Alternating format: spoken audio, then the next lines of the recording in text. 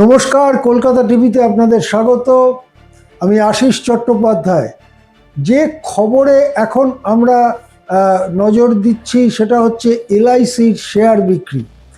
যেটা জানা যাচ্ছে যে সোমবার থেকে বুধবারের মধ্যে, চলতি সপ্তাহের সোমবার থেকে বুধবারের মধ্যে বিরাট পরিমাণ সরকারি শেয়ার, লাইফ ইন্স্যুরেন্স কর্পোরেশনের বিরাট পরিমাণ শেয়ার বিক্রি করে দিয়েছে সরকার।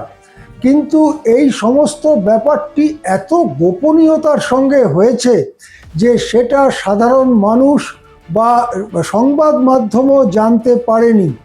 যেটা জানা যাচ্ছে যে 330 কোটি ডলার বা $31,000 কোটি টাকার শেয়ার বিক্রি করেছে সরকার। এবং এই নিয়ে প্রথমে যখন বিক্রি করা হয়েছিল এলআইসির শেয়ার, তারপরে এখন যে বিক্রি করা হলো, এই নিয়ে এলআইসির 10% শেয়ার বিক্রি করে দেওয়া হলো।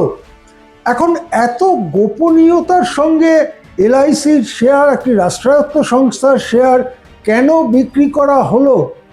সরকারি সূত্রগুলো বলছে যে তারা খবরটাকে গোপন রেখে একটা সারপ্রাইজ, একটা চমক দেওয়ার চেষ্টা করেছেন, যাতে সেটা নিয়ে একটা প্রচণ্ড আগ্রহ তৈরি হয় এবং দরটা বাড়ে।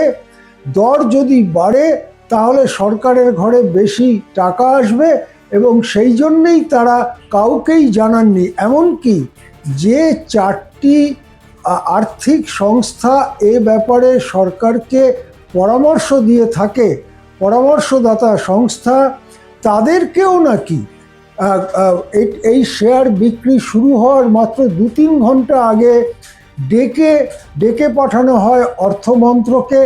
কেন, কি এজেন্ডায় ডেকে পাঠানো হচ্ছে সেটাও নাকি তাদের বলা হয়নি। তারা অর্থমন্ত্রকের নির্দিষ্ট ঘরে প্রবেশ করার পর নাকি জানানো হয়েছে যে এই শেয়ার আজকেই সোমবার সন্ধ্যেবেলা বিক্রি শুরু হবে, সুতরাং আপনারা যদি কেনেন বা আপনারা যা করবেন সেটা আপনারা করতে পারেন। এরপরে শেয়ার বিক্রি শুরু হয় এবং বুধবার পর্যন্ত সেই বিক্রিবাটা চলে। যেটা জানা যাচ্ছে প্রায় $31,000 কোটি টাকার শেয়ার বিক্রি করে টাকা তুলেছে কেন্দ্র।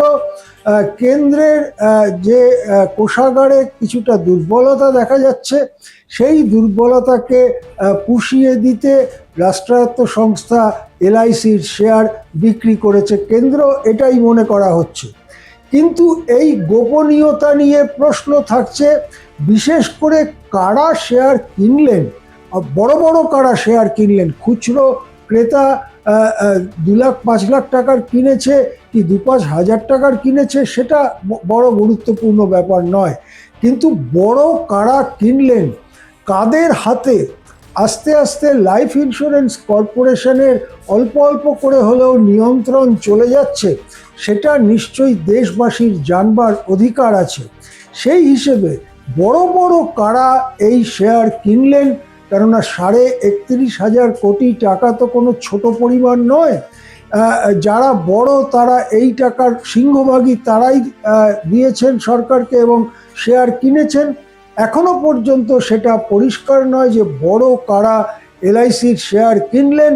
এই পর্যন্ত যে খবরটা পাওয়া যাচ্ছে সেটা হচ্ছে প্রায় $31,000 কোটি টাকার শেয়ার এলআইসির শেয়ার সরকার বিক্রি করে দিয়েছে এবং সেটা বিক্রি করা হয়েছে অত্যন্ত গোপনীয়তার সঙ্গে। কারা শেয়ার কিনলেন, বড় কারা শেয়ার কিনলেন, সেই তথ্যের জন্য আমরা নজর রাখব। এখন এ পর্যন্তই। দেখতে থাকুন কলকাতা টিভি।